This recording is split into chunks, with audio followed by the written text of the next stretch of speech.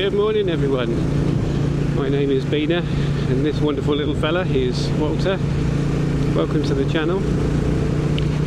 You catch us on a beautiful sunny Sunday morning in Bedfordshire. The weather has taken a turn for the better, about frigging time as well. It's going to be a lovely week this week apparently, so plenty of opportunities to get out and about. So it's just perfect at the moment. It's what are we at? 9:45. It's about 22 degrees. It's just really nice, really pleasant.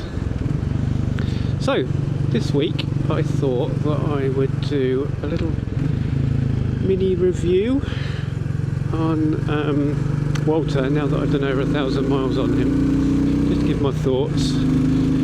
There are a few of these around on YouTube, but they mainly seem to be for the classic 350 rather than the Bullet 350. I know they're essentially the same bike really, there's just some cosmetic differences. But yeah, thought someone might be interested. So, where do we start? Let's start from the front and work our way back, shall we? So where would we be at the front of the bike? Let's go down here. Front of the bike, yeah, brakes. Let's start with the brakes, why not? Yeah, they're kind of more than adequate. They do the job. The first few hundred miles they were pretty wooden. Not particularly, hey, critter counter, kite. Not particularly inspiring, confidence inspiring, but they're bedded in nicely now, and you know they, like I say, they're more than adequate for the type of bike that this is, the amount of power it has. If you need to stop quicker, just pull harder on the lever. And get the back brake involved, because the back brake is pretty good actually. In fact, I'd probably use the back brake more because I tend to just roll off, get around corners and keep the momentum up. So back brake is just really used when I'm slowing down at junctions and whatnot. So yeah, brakes perfectly adequate, got no problem with them. Like I say, if you try a new one, or you bought a new one and you think they're a bit crap, just give them a few hundred miles, they will bed in. You do feel a lot better. So, brakes, yeah, get a thumbs up. Front suspension, yeah, that's absolutely fine as well. I've got no problem with that. It soaks up the bumps okay. Rear suspension, I would say, is alright.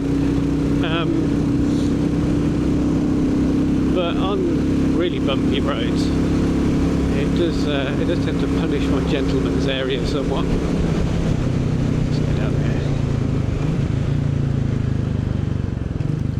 there. It's not quite as plush as I was expecting it to be, I must admit. It does come out of, well, I don't know whether it comes out of the factory this way, but it was certainly set up on the softest setting when I got it, and I'm pretty sure that I've seen other people say the same thing. Which is a bit of a shame. I think it'd be better if it was this setup, but kind of in the middle of the options to. Hello. Horse was eyeballing me. Yeah, if it was kind of in the middle of the suspension setup, I think that might be better. I'm 6'1" and weigh 86 kilograms, so I guess I'm relatively heavy, but not overly so. So yeah, I think it's okay for the most part. I haven't really got a complaint. It's just if I hit kind of washboardy, bumpy roads, it does tend to give me a bit of a bashing. Just have a stand for a minute. I've got a little bit of cramp in my hip. There we go. So yeah, suspension okay. We're still at the front really, aren't we? Hello, horsey. All of this, love it. The nacelle, the the look of the headlight cluster, dial, really great. Only criticism, and this is not unique to mine, is that this little fella here, the LCD display, does tend to get some condensation in it.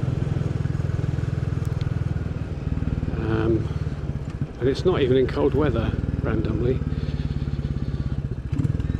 So I think that's something they need to look at, because I've definitely heard a lot of other people saying that they get condensation in the clocks, and I know that was an issue with the clocks, and it actually lifted the background to the speedo and caused it to cause the needles to stick. Thankfully I haven't had that issue, thank you. But yeah, this little LCD display does get a little bit misty at times. I mean, it's not really a big issue, is it? It's just I guess for the cost of the bike, maybe you have to expect that kind of thing, but it'd be nice if they could sort it. Switch gear's all fine. It all feels, yeah, it feels nice. It feels quite quality, really.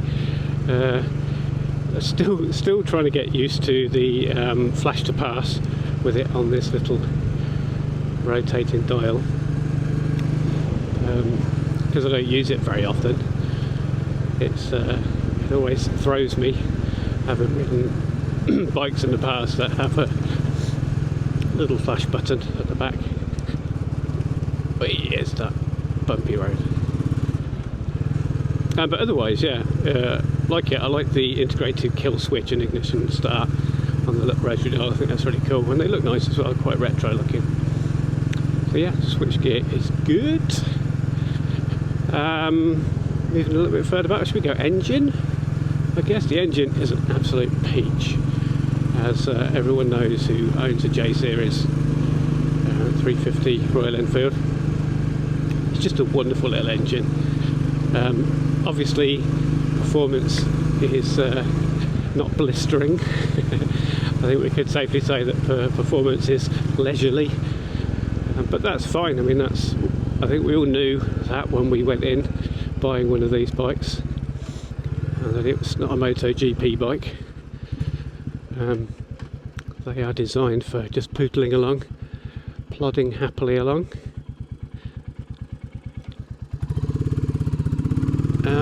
And they do it very well. Very characterful, obviously.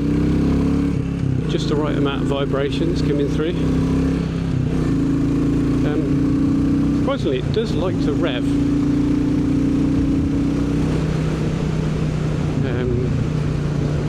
Which is unusual for a thumper, I think, but it does have some nice low down torque as well. So yeah, performance is more than adequate, I think. If you go in expecting it to be slow, and like I say, leisurely, then you're not going to be disappointed. You don't really need any more than it has, because well, the next point is handling, and the handling is, again, it's fine, but I would also describe that as kind of leisurely. You kind of tip into corners. You're not going too quickly, although I'm going too quickly apparently for that corner. Yeah, you kind of gently carve through corners. It's not meant for, it's not a sports bike, so it's not meant for making rapid progress. I have ridden the Hunter, and that is a great handling bike. It's significantly more nimble and agile than the Bullet or the Classic. It's a great laugh, actually. I really enjoyed riding that. But should we go down here? Yeah, why not?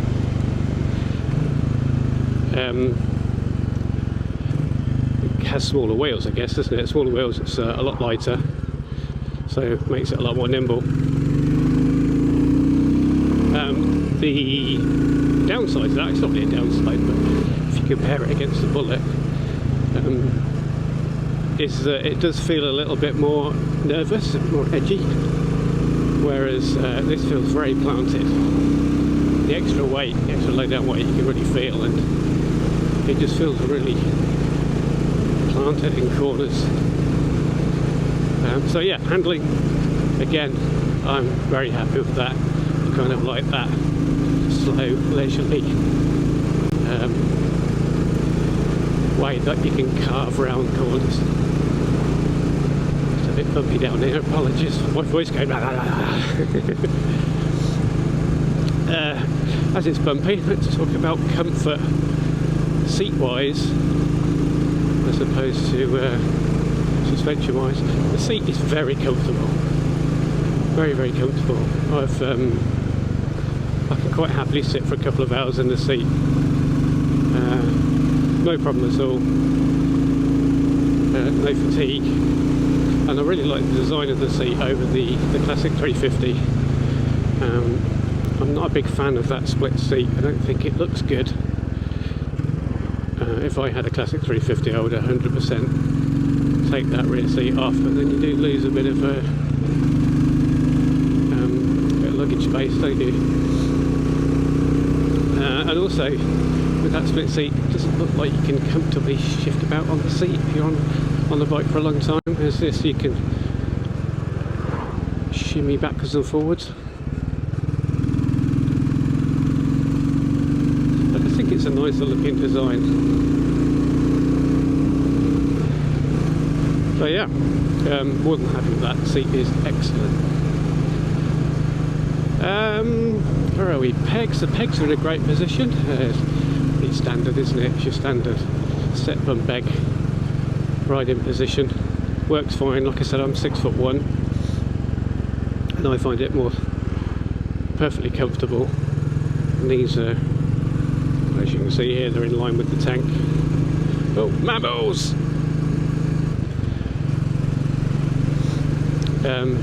So yeah, riding position absolutely barn. Can I get down there? No. Oh. Planning on going down there. Oh no, it's down here. Okay. Oh no, I don't want to go down there because that's the A5. Let's carry on this way. I don't know where I am now. The classic Beena, getting lost.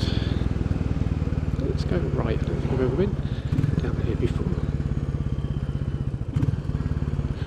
Where was I? So, seated position, pegs, yes.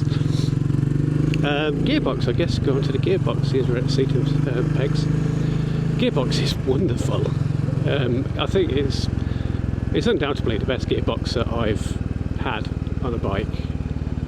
I've had a Gutsy V7 Classic, I've had a Bonneville Scrambler, I've had a Street Triple, and none of them can hold a candle to how good the gearbox is on this bike.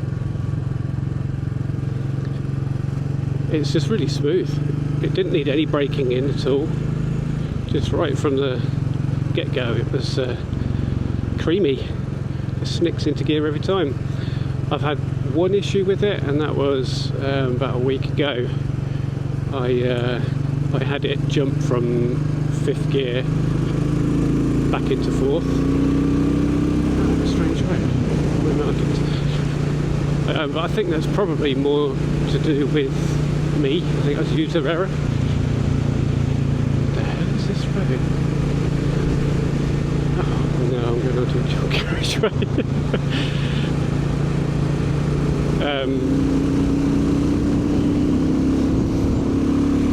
Yeah, I tend to be a bit light-footed because it is such a creamy, smooth gearbox. I tend to be a bit delicate whacking it in gear. As you can see, it gets up to 70 quite easily. I don't really know where I'm going. Come back up here, I think. Yeah, but the gearbox is fabulous, absolutely fabulous. Let's just negotiate this roundabout and then we'll get back on this review. Because I've inadvertently gone on a boring road, haven't I? I know where I am, incredibly. Well, that McDonald's smells nice. Well, whilst we're on the gearbox, I guess, now that I'm sat here, clutch is reasonably light, so that's not a problem. I've had to negotiate traffic jams on it, and I don't really get that fatigued. So yeah, that's a plus.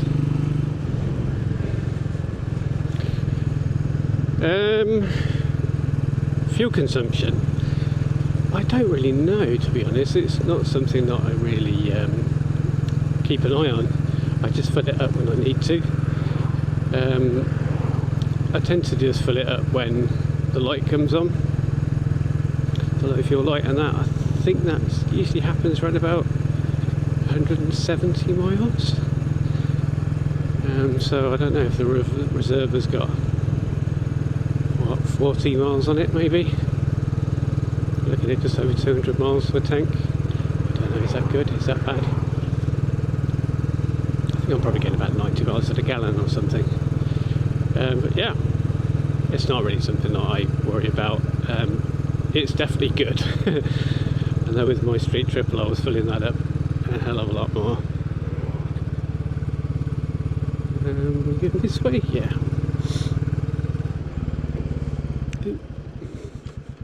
And then I suppose really the only other thing to talk about is the modifications that I've done, and there are only 2, and I think there will only be 2 because I'm very happy with them. Thank you. And those 2 are, oh, I'm here, I know where I am.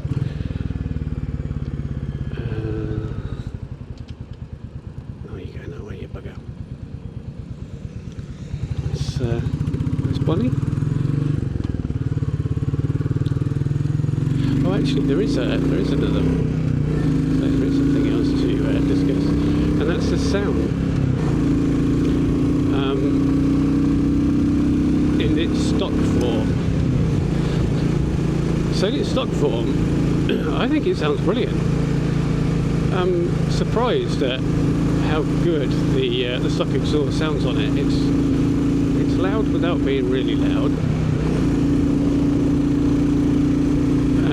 but it's got a really nice exhaust note, really lovely burp to it. Now I don't know what the Triumph Bonnevilles are like these days, but when I had my Bonneville Scrambler had Triumph off-road pipes, so it was phenomenally loud. But I did try one of the stock Bonnevilles, and the exhaust note was just dull. It was really quiet. Didn't have any character at all. Now they sound great when you've got an aftermarket pipe or the Triumph off-road pipes on them, but stock was really disappointing. So I was very surprised when I got this at how good it sounded and how they managed to get away with that. Now they may have changed that. Triumphs may be better, a lot better now. But I'm giving that a big thumbs up, a big tick in the positive. So another one of Bell. Actually, it's not that surprising. There's a Triumph dealership. It's around the corner.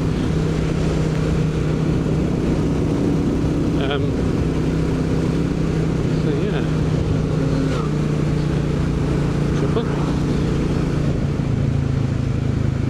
But yeah, sounds great. And then that does lead on to the mods. So the only modifications I've done are the DNA air filter and cover, and the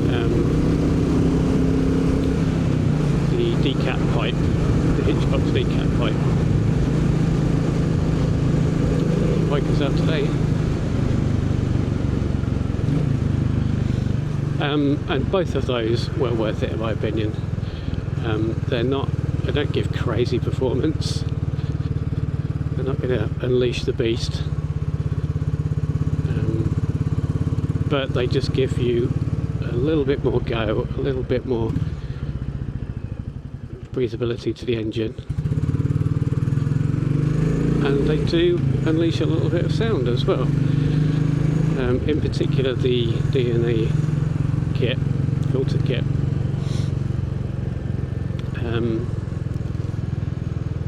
that does sound that does really increase the sound of the airbox.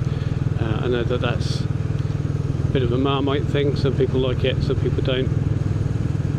Personally, I think it sounds great. It gives it a really aggressive note. It is very loud under acceleration. So if you're worried about putting it in because you've heard that, people say that it might be a bit much on a longer journey, you honestly only really notice when you're under hard acceleration, and then it gets very loud. But the net positive is that it does give you a little bit more oomph. And then the DNA, sorry, that was a DNA, wasn't it? The Hitchcock's pipe. Sorry, I'm just pausing there because I'm looking for turning. The Hitchcock's decap pipe does make the exhaust a bit louder, but not obnoxiously so. I mean, you wouldn't go, oh my god, why did I do that? It gives it a bit more of a bassy note. And yeah, just a little bit more volume. Again, in a good way, I think. And just adds a little bit more performance as well. So they're definitely both worth doing. Here's what.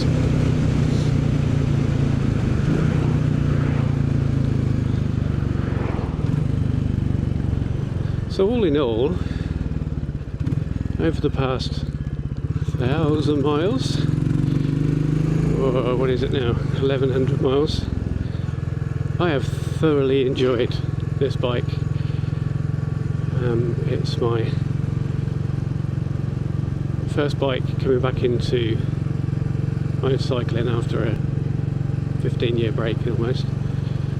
And yeah, it was a great way to come back into it because it just does exactly what I want it to do. It's just potters around, handles nicely, looks great, sounds lovely. People come up and talk to you about it. So yeah, 2 thumbs fresh from me. If you're looking to buy one, just do it, I would say. And I just quickly mention the performance again. You know, people say it's underpowered and whatnot, and yeah, I guess that's fair. But like I say, you should go into it expecting it to be underpowered. But it does, once that engine loosens up a bit after a few hundred miles, it does get better. It does get peppier. When I first got it, it wouldn't hit 60 miles an hour after the first few hundred miles, and now it will happily get up to 70 quite easily. So just temper your expectations, I think, and you'll have a great time, like I have been doing this morning on this wonderful ride. So I have waffled on enough. I'm going to head towards that big barn to see if I can see all of the crows again. I just know I'm not going to, but I'm going to try anyway. And then we'll call that the end of the video. Oh yeah.